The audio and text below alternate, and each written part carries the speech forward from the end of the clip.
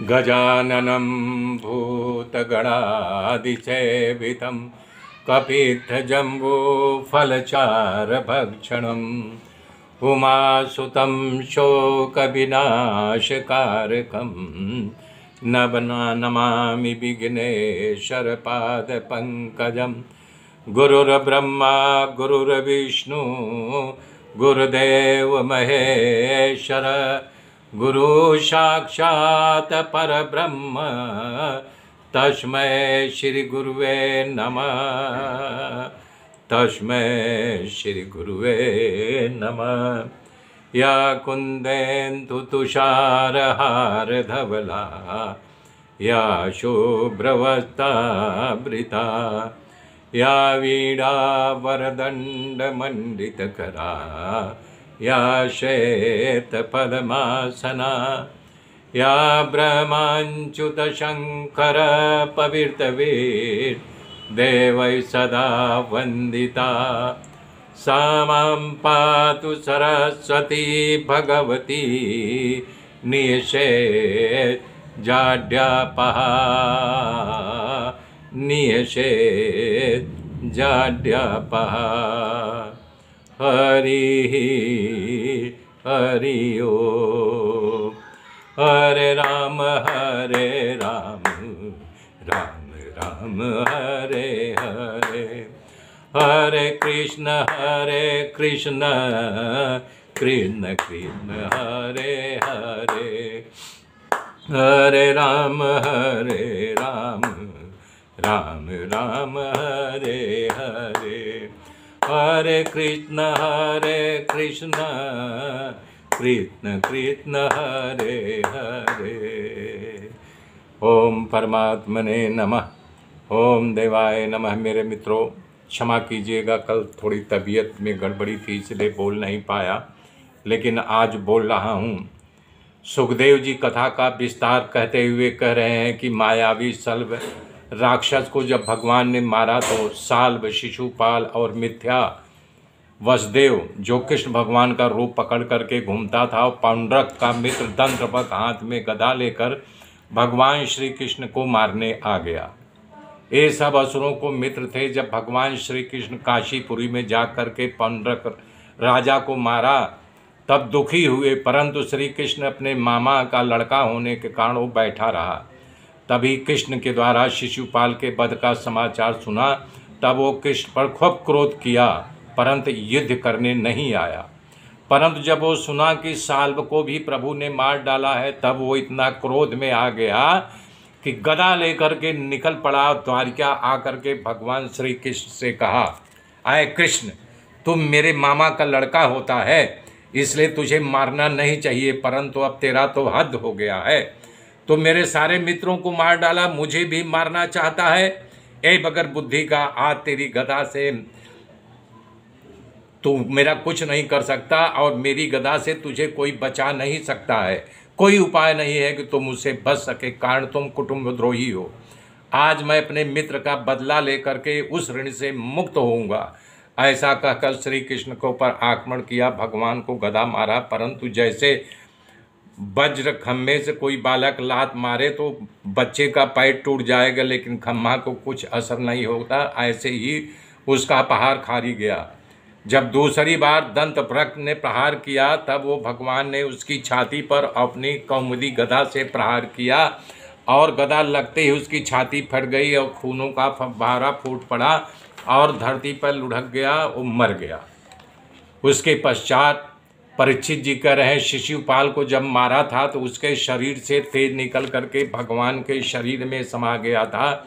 उसी तरह दंत्रवक्र के से शरीर से निकल करके तेज भगवान के शरीर में समा गया। इसका कारण बताते हुए कह रहे हैं कि दोनों भगवान के जो थे पार्षद थे, उनका नाम जय विजय था। भगवान ने उनका ये मुक्ति दे दिया, ये उनका तीसरा और अंतिम जन्म था, फिर उसी पार्षद के पद पर स्थित हो गए।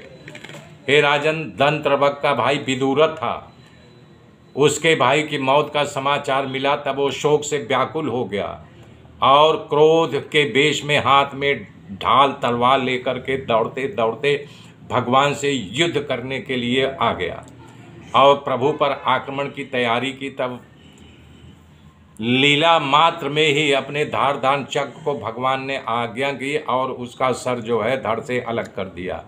वो आक्रमण करे उससे पहले ही चक्र ने उसका सर काट लिया। भगवान मेहमान बन करके पांडव के यहाँ गए थे, लेकिन उनको शंका कुशंका होने लगी, इसलिए द्वारिका आ गए। द्वारिका के प्रवेश द्वार से पहले सीमा जिसको बोलते हैं, जहाँ से द्वारिका शुरू होती है, वहाँ पर इन राक्षसों का वध किया और फिर द्वारिका में प्रवेश किया। भगवान का दिव्य स्वागत हुआ, सारे लोग नाचने गाने लगे, उत्सव मनाने लगे। भगवान श्री कृष्ण योगेश्वर हैं, वो अपने योग माया से खेल खेला करते हैं। वो हारे या जीते उनसे कोई मतलब नहीं, हाँ, उनसे हार जीत का कोई मतलब, जय पराजय से कुछ मतलब नहीं, तो लीला मात्र करते हैं।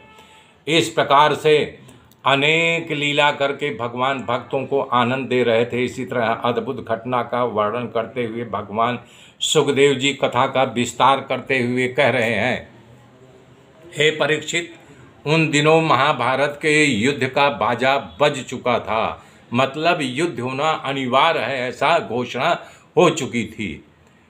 भगवान ने युद्ध टालने का बहुत प्रयास किया, फिर भी अनिवार्य बन गया। शांति प्रिय बलराम जी इस वातावरण से थक गए। भगवान श्री कृष्ण तो बड़े कारीगर कलाकार हैं, उन्होंने विचार किया कि इस युद्ध में बलराम जी रहेंगे तो गड़बड़ होगा, कौरवों को मारने या उनसे युद्ध करने में थोड़ी तकलीफ पड़ेगी, कौरवों का पक्ष लेंगे। ऐसा विचार करके प्रभु ने रुक्मिणी को साथ लेकर के बड़े भाई बलराम और रेवती के पास आए। प्रणाम करके कहा, भैया हमें तीर्थ यात्रा करने की बहुत अभिलाषा है, तीर्थ यात्रा रुक्मिणी और अन्य रानियां करना चाहती है। तो बलराम ने कहा कि इसमें पूछने की बात है, तुम जाओ। बोले नहीं भैया, थोड़ी तकलीफ है। बोले क्या? बोले सबसे पहले बड़ा भाई यात्रा करता है, तब उसके बाद छोटों को हक मिलता है, पहले आप कराओ फिर मैं करूँगा। तो बलराम ने कहा है तो तुम ठीक कर रहे हो, तो बड़े भैया आप तैयारी करो, यात्रा की मर्यादा है, बड़े भाई भाभी यात्रा कर ले तब छोटे करेंगे।